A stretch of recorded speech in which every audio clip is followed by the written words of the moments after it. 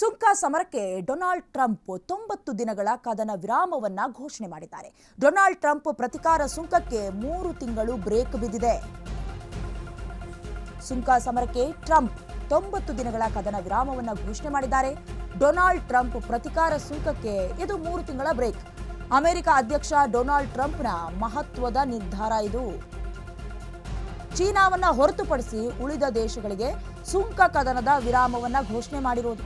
ಚೀನಾಗೆ 104% ವಿಧಿಸಿದ್ರು, 125% ಸುಂಕವನ್ನ ಉಳಿಸ್ಕೊಂಡಿದ್ರು. ಉಳಿದ ದೇಶಗಳಿಗೆ ಹೊಸದಾಗಿ ಕೆಲವೊಂದಷ್ಟು ಸುಂಕವನ್ನ ಬದಲಾವಣೆ ಮಾಡುವ ಸಾಧ್ಯತೆ ಕೂಡ ಇದೆ. ಅಂದರೆ ಸುಂಕ ಸಮರಕ್ಕೆ ಇಡೀ ವಿಶ್ವವೇ ನಲುಗಿ ಹೋಗಿತ್ತು. ಹಾಗಾಗಿ ಎಲ್ಲವನ್ನ ಕೂಡ ನೋಡಿಕೊಂಡು ಈಗ 90 ದಿನಗಳ ಕದನ ವಿರಾಮವನ್ನು ಕೂಡ ಡೊನಾಲ್ಡ್ ಟ್ರಂಪ್ ಘೋಷಣೆ ಮಾಡಿದ್ದಾರೆ. ಅಂದರೆ ಸದ್ಯಕ್ಕೆ 3 ತಿಂಗಳ ಬ್ರೇಕ್ ಅಷ್ಟೇ ಇದು.